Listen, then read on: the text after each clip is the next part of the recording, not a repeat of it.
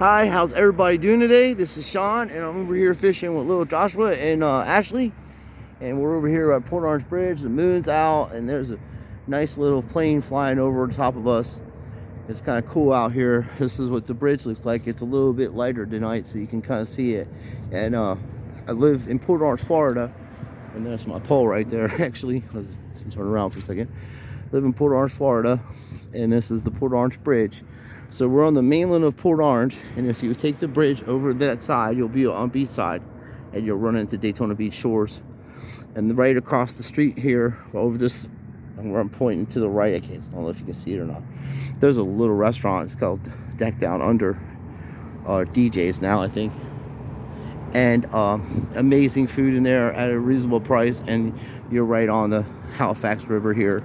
Now this river is actually brackish waters, which that means for the younger people that don't know that, or people that just live in the city and aren't around water, it means that where you go, if you see that light flashing down there, that's the Ponce Inlet Lighthouse. That's what the Ponce Inlet is, where Ponce de Leon allegedly found the Fountain of Youth, and he was around here in that time, 14th century or something like that, 15th century. I'm not sure. It was a while back. But you go straight down there. That has an opening into the Atlantic Ocean, and there's a channel there. And you, on the other side of the channel, is New Smyrna, and on our side where we're standing is where Ponce Inlet would be. And the waves are epic down there when the currents are right, and it's great surfing, and it's also good fishing. So I grew up down in Florida, been here since like '82, and then I went to college in Ohio. I left when I was in like '92. Went to college for a few years up in Ohio, and then I can move back to Florida. Then my mom had passed away in 2011, so I bought her ashes up to Pennsylvania, and then I lived up there for a few years. Then I moved back to Florida. Then during that time I met Ashley, and then it was like 2015, and she was working at Amazon, and they offered her a job in Ohio, so we moved back to Ohio and lived up there 5 years. Now we've been back to Florida for since 2019. We got in Florida just before the virus, took place. So this is a beautiful place to come visit. And if you're on a low budget and you don't have much money, but you want to take your family on vacation, you can book ahead of time to one of these resorts here, and you can literally take your family fishing. If you got poles, bring them or whatever, and it's real simple to fish here. It's not hard or nothing. And Walmart will give you a free fishing license, but they don't bust your balls really that much on the docks for fishing license, which I have one. But when you go in the ocean, that's when fish are tagged and things like that. So you got to watch what fish you catch, because the red bass or sea bass are tagged, and you can keep them if they're certain inches, But I just throw them back. I don't mess with that. I just buy the shit fresh. Grouper's another thing. You can catch grouper down there. They're tough to catch, especially like if you're in the middle of right in the middle of the channel in a little boat. The thing will swim underneath the boat, and you got to move the boat around, and then it's tough. So this is beautiful. And if you can, I know it's night out, but if you look on the right hand side of the video, you'll see what looks like a lane, and that's the current. That's how fast the current's going. It doesn't look like much. I might have a fish on here. This is my brand new reel. I got drag on here though, but the current, I was telling you how the current's taking. You can pull the string a little bit, and then because I got a decent amount, weight like an ounces on there, and it'll pull it, That's why I'm not too concerned. But I'm using squid. Josh caught a shovel head the other night, and we did like a couple months ago. We caught like 30 shovel heads, but we threw them all back. We kept 2 out of the. Josh, grab this thing. Grab the video. I got a fish. He's hitting. Something's hitting. I was just talking about how you caught a shark, and then with the squid, and of course, little Junior here, little Junior's he gets broken in half trying to pull one of these sharks off. Dude, what the hell was that? I mean, it tagged the pole, it went down, dude.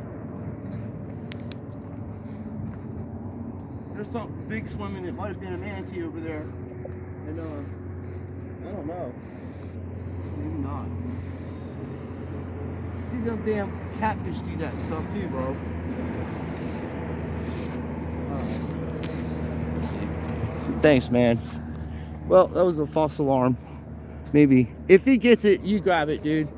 He'll let you pull him in. But yeah, that's how fast that stuff happens around here. It happens fast. You just put your pole in the water and mess with it. Anyway, that could have been a catfish. It's looking like that because the sharks just eat it. They don't mess around with it. You're gonna have it, and it's gonna be running. So, wow. Yeah, we do the. It's funny because when everybody catches a fish, and if they're video recording, we all switch it. We gotten so used to doing this, but I do. If I do catch a shark, I will show you how to, get the hook out of his mouth and throw it back safely, because sharks are dangerous, and you want to use certain type of pliers that have like almost a foot long, and you just put those pliers into the hook, and put a towel on the animal, because a lot of people don't realize fish are cold because they're swimming, and then our body temperature is 98.9, and it burns the fish. That's why they're scooching around, plus they're trying to breathe. So I put a towel on the animal, and then it relaxes it a little bit easier to deal with. That's how I usually do it, because you're literally burning the fish with your hands, and that's cool that you can just use a towel and not hurt the animal. So there are certain things we do keep, like I'll catch crabs, get a crab trap, and I'll boil them up. I like crabs, and I like lobsters and stuff. But as I was saying, it's not a bad place to come down. It's safe. Like if your family worrying about crime, it's not that bad, and especially in the shores. It's a 7-mile radius, and they have over 35 police officers, and they'll get you if you come down here and drive on A1A. If you go 5 miles over the speed limit, 2 miles, and you have a different tag on your car, you're gonna get pulled over by the pirates. I call them road pirates. Police. That's all they do is give tickets out, and apparently mace and taser and beat the shit out of young people, allegedly. So I don't know what to believe, but I do know I'm gonna just take this at face value, and I feel bad for the fellow's mom and his family. He's a young person and has his whole life ahead of him, and we should be doing more prayers if this is legit and straight, but we don't know that, but God does. And just have a good heart over it. But like I said before, the NFL is going to use this tragic death to make hundreds of millions of dollars, billions of dollars off this grift.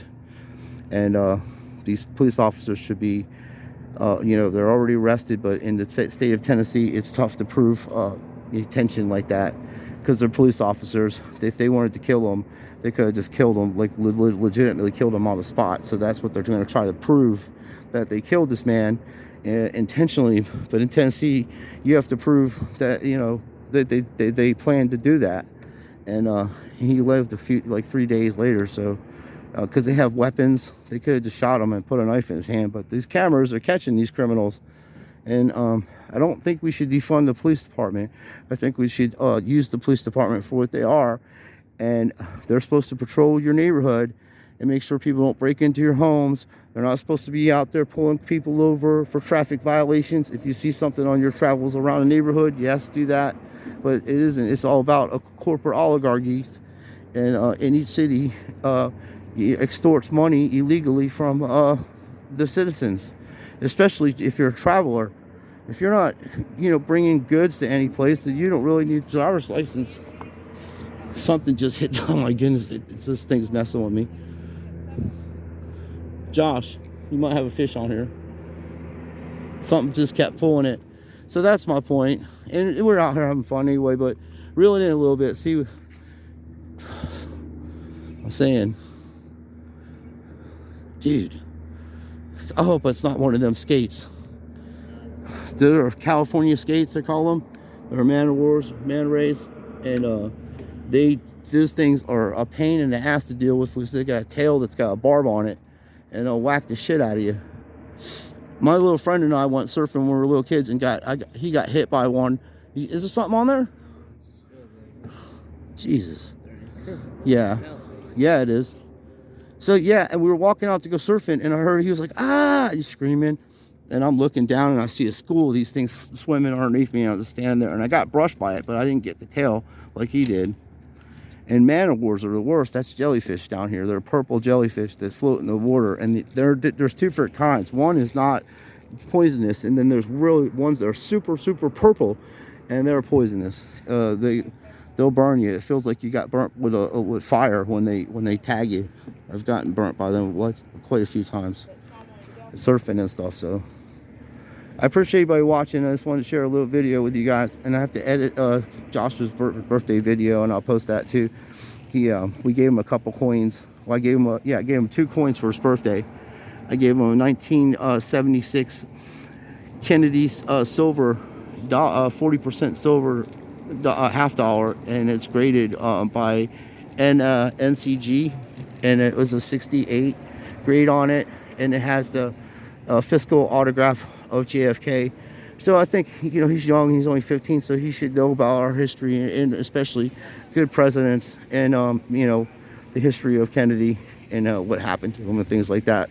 But I let him read that kind of stuff on his own. If he has questions, then I'll try to answer them the best of my ability, because that death was before my time also. I was born in 71, so, and not only that, it's just a fun thing to do, and you know, in the future it'll bring some value, and you know, he'll have some coins that he'll have for collection times.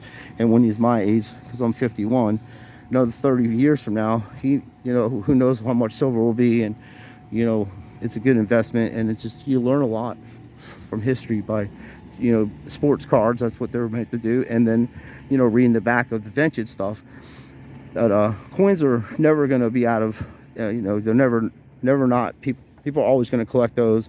It's going to be something that you can give your family all your life. And I'm not sponsored by anybody. I'm just telling you, I made a video on how I make a little extra money on eBay by selling era coins. And you know, during this time in era, everybody needs a little extra money to help them do things. And you know, even that little extra money could get you to go, you know, a vacation down here in Florida or wherever, you know. And some of these coins are going for thousands of dollars on eras, and then some of them are $50. But if you can get, I got $2.50 off of a dollar coin the other day, because the person's looking for the Philadelphia Saskawala dollar coin in good condition, and I had one, and I had it posted for $2.50 with free shipping. So my a guy said he would give me $2.18, and I'm like, okay, well, if I sold it for that much, I still make 75 cents off a dollar and got my money back, you know. I didn't lose any money. I made money off of it, and that's how you do it, you know, because the value of the coin, don't sell it for less than the value of the coin. All right, we'll be right back with more rigged and scripted fishing times. This thing is, I'm gonna have fish on here. This is crazy. Yeah, there's some, I think it's crab, dude, or catfish, the way it's doing it. We'll fix it. I'm gonna redo my weights and put maybe another ounce on there, and then do the squid a little differently. There ain't taking the squid off that hook, that's for sure. Squid's tough anyway, and when you put it through the hook correctly, it's not coming off very easily. So once again, I do appreciate everybody watching. We'll make more videos.